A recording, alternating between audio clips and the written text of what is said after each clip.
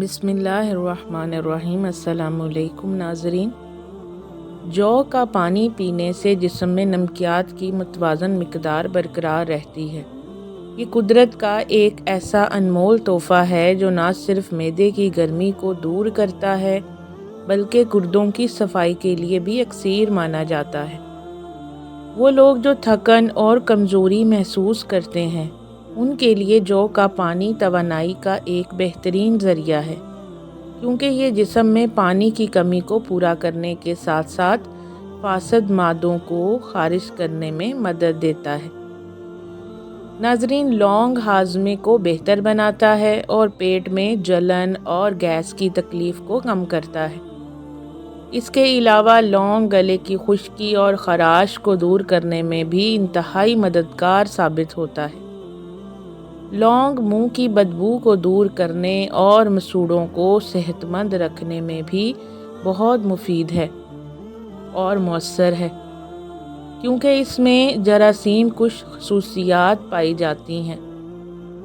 ماہرین کا کہنا ہے کہ سردیوں میں چائے میں لونگ شامل کرنے سے جسم کو سکون اور طاقت دونوں ملتی ہیں اور یہ صحت کے لیے بہترین انتخاب ہے۔ ناظرین، ایک یہودی لڑکا جس کا گھر اللہ کے رسول صلی اللہ علیہ وآلہ وسلم کے گھر کے قریب ہی تھا، وہ آپ صلی اللہ علیہ وآلہ وسلم کی خدمت کیا کرتا تھا۔ وہ آپ کے چھوٹے چھوٹے کام کرتا، وضو کا پانی لاتا اور آپ صلی اللہ علیہ وآلہ وسلم کے نعلین مبارک سامنے رکھ دیتا۔ کسی کو پیغام دینا ہوتا یا کوئی چیز لینی ہوتی تو یہ بھاگ کر جاتا اور آپ کا کام کراتا۔ ایک مرتبہ وہ لڑکا بیمار ہو گیا اور کئی روز تک خدمت کے لیے نہ آ سکا، تو آپ صلی اللہ علیہ وآلہ وسلم اس کی عیادت کے لیے اس کے گھر تشریف لے گئے۔ جب آپ صلی اللہ علیہ وآلہ وسلم وہاں پہنچے تو دیکھا کہ لڑکے کا آخری وقت قریب ہے، اس پر نزاع کا عالم طاری ہے۔ آپ صلی اللہ علیہ وآلہ وسلم نے کمال شفقت سے اسے جہنم کی آگ سے بچانے کے لیے اس کے سرہانے بیٹھ کر فرمایا، اے بچے، لا الہ الا اللہ کہہ دو۔ لڑکے نے اپنے باپ کی طرف دیکھا۔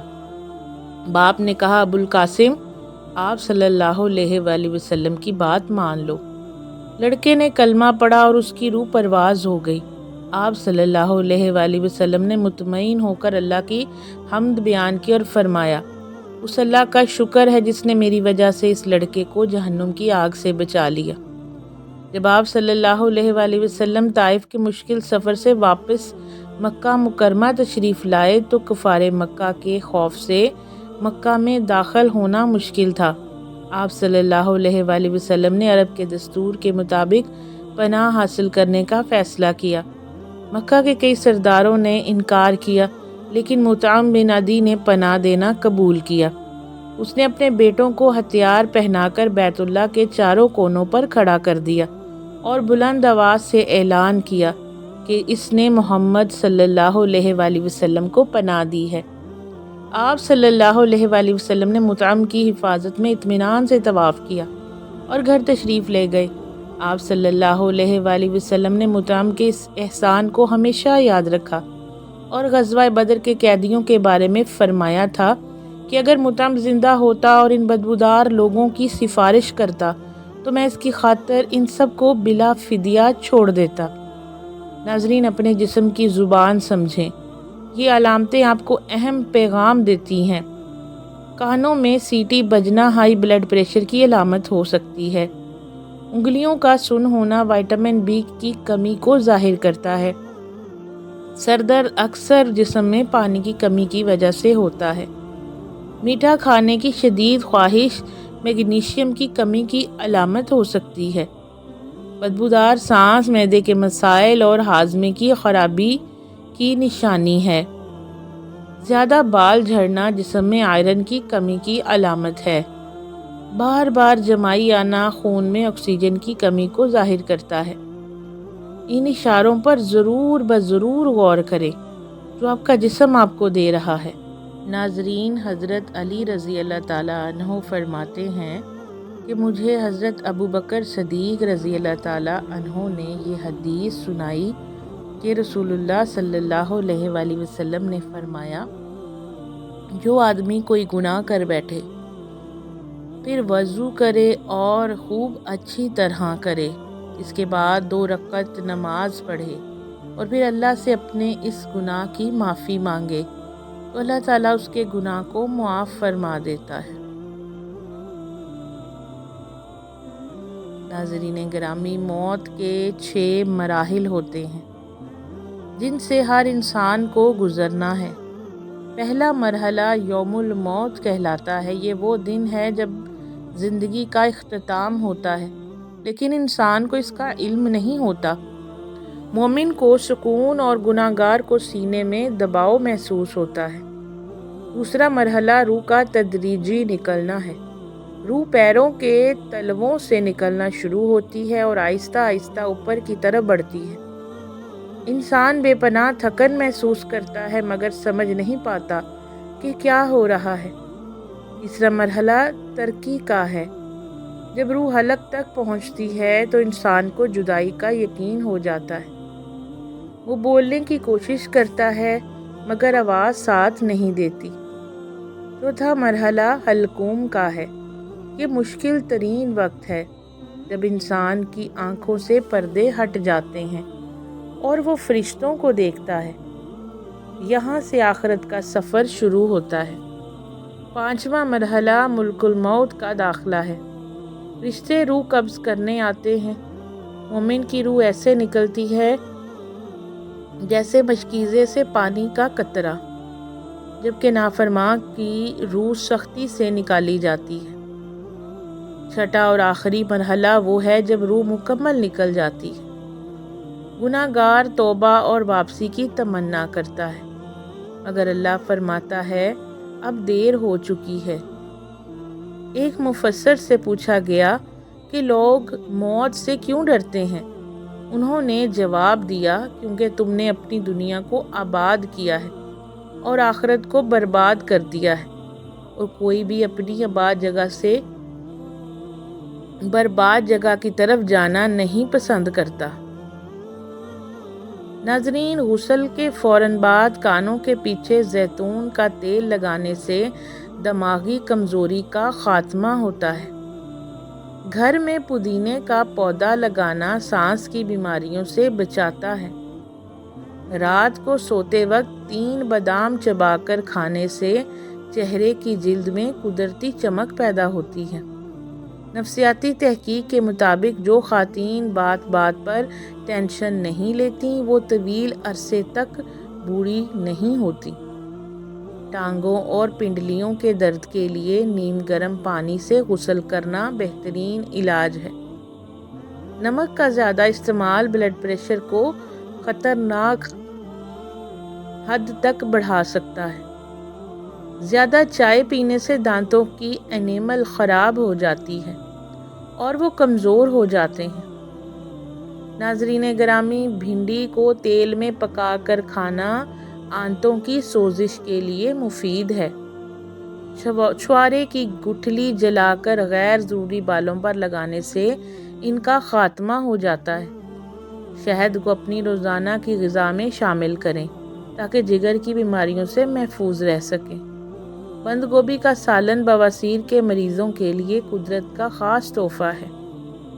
بھیڑ کا دودھ پینے سے جسم کی فالتو چربی پگھلتی ہے۔ وہ لوگ جو سوتے ہوئے اپنا منہ کھلا رکھتے ہیں ان کے چہرے پر جھریاں بہت جلد نمایاں ہوتی ہیں۔ شوگر کے مریضوں کے لیے ایک سنہری نسخہ یہ ہے کہ وہ پیشاب کرنے سے پہلے 1 گلاس سادہ پانی پینے کی عادت ڈال لیں۔ اس سے شوگر لیول نارمل رہتا ہے۔ ناظرین، انگور کا تازہ شربت پینا مردانہ قوت میں اضافے کا باعث بنتا ہے۔ نہار منہ گڑ والے پانی میں کالا نمک ڈال کر پینے سے سارا دن معدہ ہلکا پھلکا رہتا ہے اور آدھے سر کا درد نہیں ہوتا۔ ڈینگی بخار میں سبزی الائچی کے دانے منہ میں رکھنا وائٹ سیلز کو تیزی سے بڑھاتا ہے، بس انہیں چبانا نہیں ہے۔ پالک کا زیادہ استعمال خون کی خرابی کو دور کرتا ہے مگر اسے غصہ زیادہ آتا ہے۔ جامن کا حد سے زیادہ استعمال پھیپھڑوں کے لیے نقصان دہ ہو سکتا ہے۔ پیاز کا رس اور بڑی الائچی کے دانے بھون کر کھانا سانس کی تکلیف کا قدیم اور آزمودہ علاج ہے۔ ناظرین گرامی، سبز الائچی پوٹاشیم اور کیلشیم کا خزانہ ہے جو بلڈ پریشر کو قابو میں رکھتی ہے۔ فروٹ چاٹ پر لیمبو نچوڑنے سے اس کی افادیت بڑھ جاتی ہے۔ رات کو آنکھوں میں سرما ڈالنا سنت نبوی صلی اللہ علیہ وآلہ وسلم ہے۔